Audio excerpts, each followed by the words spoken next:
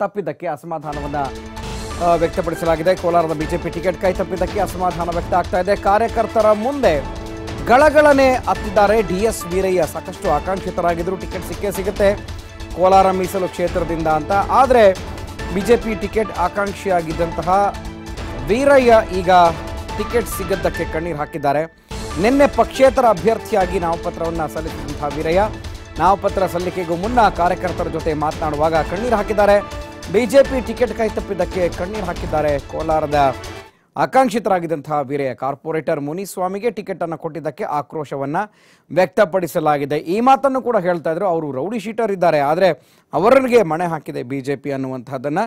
So ನಾಮಪತ್ರ ಸಲ್ಲಿಕೆಗೂ ಮುನ್ನ BJP ನನ್ನನ್ನು ಕೈ ಬಿಡ್ತು ಅನ್ನುವಂತಹ ಆರೋಪವನ್ನು ಅಸಮಾಧಾನವನ್ನು ಕೂಡ ವ್ಯಕ್ತಪಡಿಸಿದ್ದಾರೆ. ಟಿಕೆಟ್ ಆಕಾಂಕ್ಷಿತರಾಗಿದ್ದಂತಹ ವೀರಯ್ಯ ಆಸೆಗೆ ತಣ್ಣೀರೆರಚಲಾಗಿದೆ. ಈ ಮುಖಾಂತರ ಅವರು ಕಣ್ಣೀರು ಹಾಕ್ತಾ ಹೇಳಿದ್ದಾರೆ, ನನಗೆ ಬಿಜೆಪಿ ಟಿಕೆಟ್ ಕೊಡುತ್ತೆ ಅನ್ನೋ ಭರವಸೆ ಇತ್ತು, ಆದರೆ ಮುನಿಸ್ವಾಮಿಗೆ ಟಿಕೆಟನ್ನು ಘೋಷಣೆ ಮಾಡಿದ್ದಾರೆ, ಯಾವ ನ್ಯಾಯ ಅಂತ ಹೇಳಿ ಕಣ್ಣೀರು ಹಾಕಿದ್ದಾರೆ. ನಿನ್ನೆ ಪಕ್ಷೇತರ ಅಭ್ಯರ್ಥಿಯಾಗಿ ನಾಮಪತ್ರವನ್ನು ಸಲ್ಲಿಸುವಂಥ ಸಂದರ್ಭದಲ್ಲಿ ಅವರ ಬೆಂಬಲಿಗರ ಜೊತೆ ಈ ರೀತಿಯಾಗಿ ತಮ್ಮ ಅಸಮಾಧಾನವನ್ನು ತೋಡ್ಕೊಂಡಿದ್ದಾರೆ.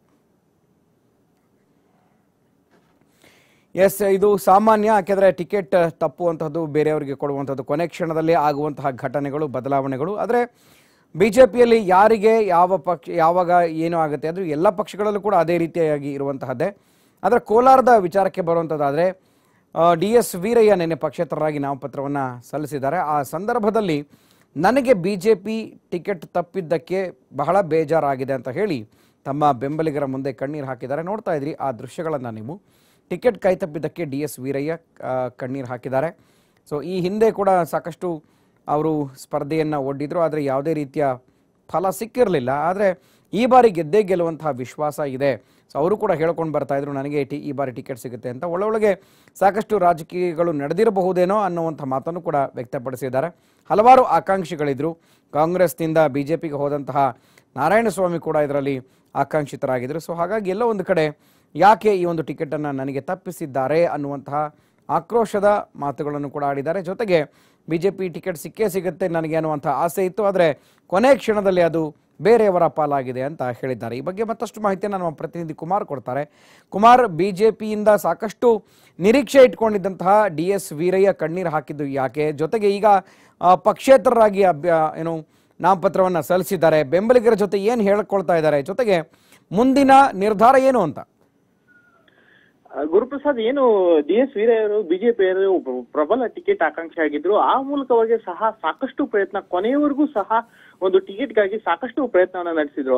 ಆದ್ರೆ ಕೊನೆಯ ಒಂದು ಇದರಲ್ಲಿ ಆಶ್ಚರ್ಯ ರೀತಿಯಲ್ಲಿ ಮುನ್ಸ್ವಾಮಿ ಅವರಿಗೆ ಟಿಕೆಟ್ ಬಿಜೆಪಿಯಿಂದ ಟಿಕೆಟ್ ಆದಂತಹ ಒಂದು ಸಂದರ್ಭದಲ್ಲಿ ಒಂದು ಬಂಡಾಯವಿದ್ದಂತಹ ಒಂದು ಡಿಎಸ್ ವೀರಯ್ಯರು ನಿನ್ನೆ ಈಗಾಗಲೇ ಸಹ ಒಂದು ಬಿಜೆಪಿಯ ಬಂಡಾಯ ಅಭ್ಯರ್ಥಿಯಾಗಿ ನಾಮಪತ್ರವನ್ನ ಸಲ್ಲಿಸಿದ್ರು. ನಾಮಪತ್ರವನ್ನು ಸಲ್ಲಿಸಿದ ನಂತರ ಅವರು ಕಾರ್ಯಕರ್ತರೊಂದಿಗೆ ಮಾತಾಡಿದಂತಹ ಒಂದು ಸಂದರ್ಭದಲ್ಲಿ, ನಾನು ತುಂಬಾ ಒಂದು ವರಿಷ್ಠರ ಒಂದು ಮೇಲೆ ತುಂಬಾ ನಂಬಿಕೆ ಇಟ್ಟಿದೆ, ನನಗೆ ಈ ಬಾರಿ ಟಿಕೆಟ್ ಸಿಕ್ಕೇ ಸಿಗುತ್ತದೆ ಅನ್ನೋ ಒಂದು ನಂಬಿಕೆ ಇತ್ತು. ನಾನು 2 ಬಾರಿನೂ ಸಹ ಅತ್ಯಂತ ಕಡಿಮೆ ಅಂತರದಲ್ಲಿ ಸಹ ಸೋತಿರುವಂತಹ ಒಂದು ಹಿಂದೆ ಸೋತಿರುವಂತದ್ದು.